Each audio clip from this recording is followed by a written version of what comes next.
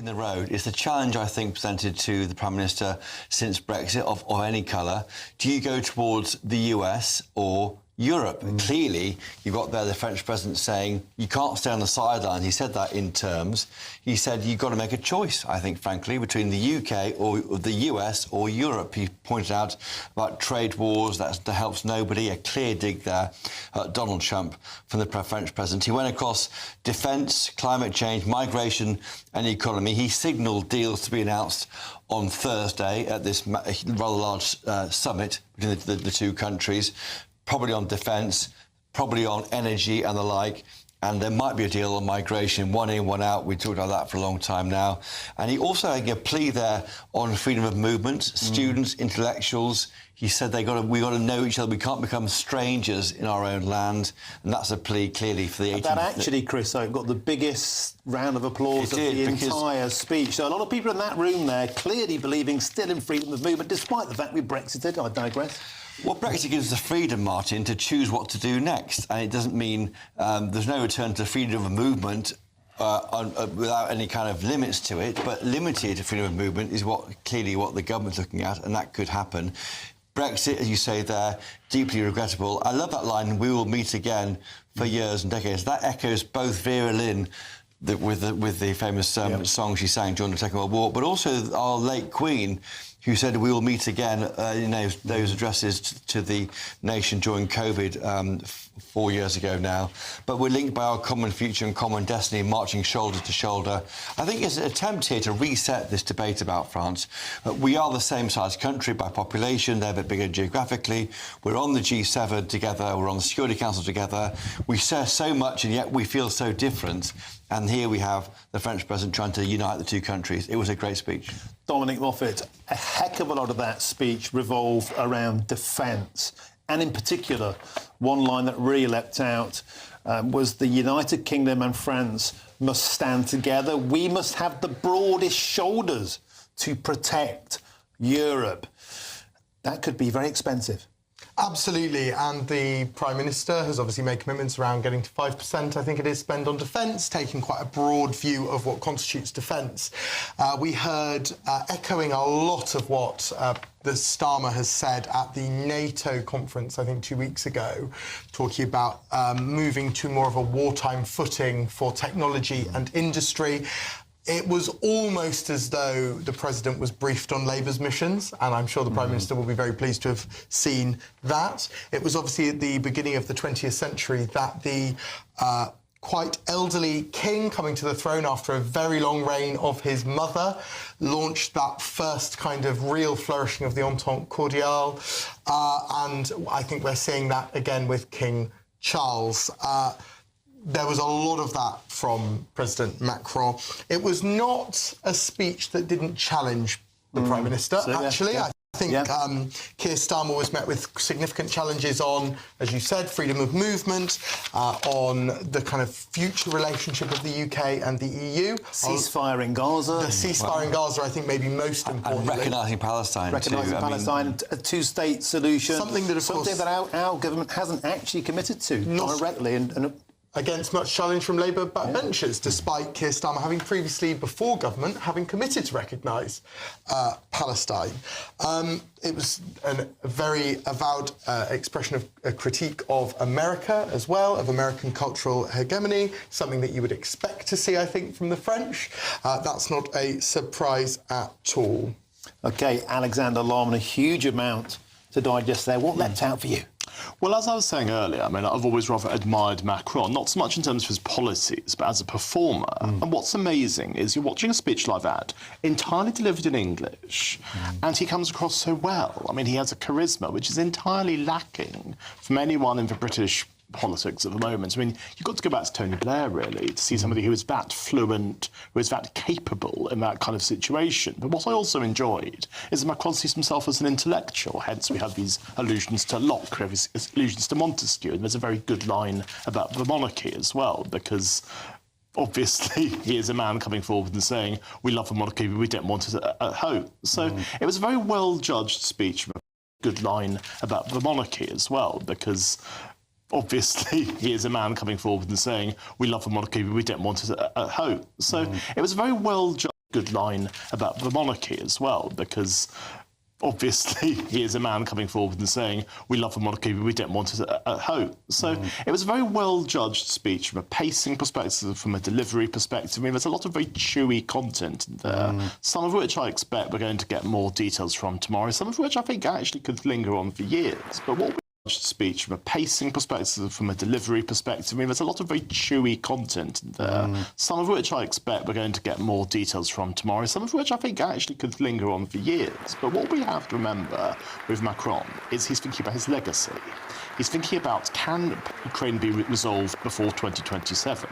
Because if so, and if he is seen as responsible for brokering peace, his legacy is going to be far, far better than it currently is. And if he doesn't, it's going to be very difficult to see what his legacy is going to be. Chris, I hope you can see Sir Keir Starmer there on the front row can hardly contain his admiration for Emmanuel Macron. Look at him, it's be far, far better than it currently is. And if he doesn't, it's going to be very difficult to see what his legacy is going to be. Chris, I hope you can see Sir Keir Starmer there on the front row can hardly contain his admiration for Emmanuel Macron. Look at him, it's a total bromance. He's absolutely... Chris, I hope you can see Sir Keir Starmer there on the front row can hardly contain his admiration for Emmanuel Macron. Look at him, it's a total bromance. He's absolutely in love with the guy. Kemi Bade not there. I think she powdered her teeth when Emmanuel Macron said, "Dear Keir." He's absolutely in love with the guy. Kemi Bade not there. I think she powdered her teeth when Emmanuel Macron said, "Dear Keir." Clearly, he's which is the same language used by Ursula von der Leyen. They do say "Dear Keir," the European. Keir. I think she powdered her teeth when Emmanuel Macron said, "Dear Keir." Clearly, his which is the same language used by Ursula von der Leyen. They do say "Dear Keir," the European partners. That's their term of endearment. But Chris, a lot of political gauntlets, in a sense, thrown down there to Keir Starmer. A lot of them aren't British policy. Well, yes, in particular, recognising Palestine. That was what we're getting. Here, that's their term of endearment. But Chris, a lot of political gauntlets, in a sense, thrown down there to Keir Starmer. A lot of them aren't British policy. Well, yes, in particular, recognising Palestine. That was what would get on with it. No, why hang around? And the left of the Labour Party will be looking at it and going, yeah, why are you not doing this properly, Sir Keir Starmer? We'll see if that's picked up tomorrow in Prime Minister's Questions live on GB News, of course, as ever. But I think the general tone was one of what's your future, Britain? Challenge this country. Do you want to go towards the US? And of course, we have Donald Trump here in September, or do you want to come to your closest friends and we can walk shoulder to shoulder together? He mentioned the bio tapestry. Took us long to negotiate that deal, going back to Theresa May's time as Prime Minister in 2017, as he getting the Brexit deal done. So he looked a bit wounded. It took a while to agree that.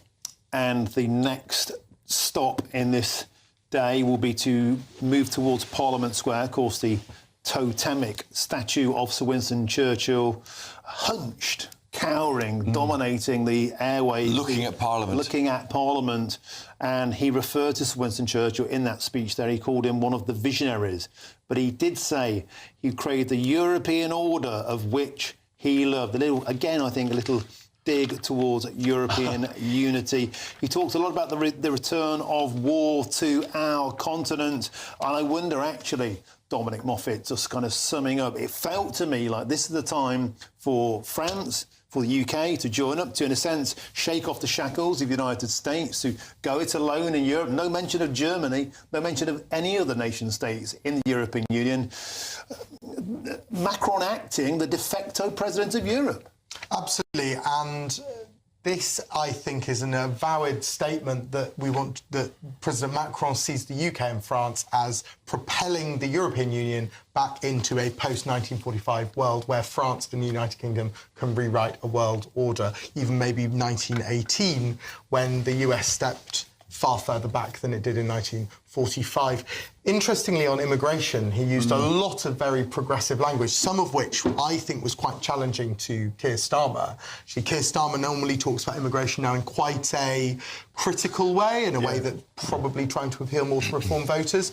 But he used words about shared humanity, of fairness, very different to the calling back to Enoch Powell that we saw from the Prime Minister a couple of weeks ago. He also said that only a third of those entering in Schengen want to cross the channel, intimating that if 2/3 don't, we must deliver together. Final word for this session, if I could, to you, Alexander Lorman. It's all very well for President Macron to act like the president of Europe, but in 2 years' time, he might not even be the president of France. Well, precisely. I mean, 2 years' time, he's gone. And of course, we don't know what's going to happen in France because obviously there is a far-right party waiting to take over. And given that at the moment, it's very hard to say what Macron actually stands for because he came into power on a centrist platform. But now it just seems amorphous, doesn't it? It seems to have spread out from the centre to be covering as much of politics as he can. But certainly he's concentrating on the international legacy. He knows the domestic legacy is done. He knows that his own country hate him. Those statistics you were reading out earlier suggest that 3/4 of France have no interest whatsoever in Macron as president. So he knows that what he has to do is he has to find some sort of solution in Ukraine, which he wants to be seen as responsible for, because that's about posterity. He's thinking he's a legacy man. He's thinking about what's coming next. Posterity, posturing, passion. It was textbook Emmanuel Macron. Let's be absolutely frank, but I've got to say, a lot to think about, a lot to discuss. Gentlemen, it's been an epic session. Thank you very much. Alexander Lorman, Dominic Moffat, and of course, Chris Hope. Superb as ever, gentlemen. As we wait, Emmanuel Macron moving over now towards that statue of Sir Winston Churchill to lay a wreath. We'll turn to the news. It's been a long time. Into your latest news bulletins, your headlines with Sam Francis.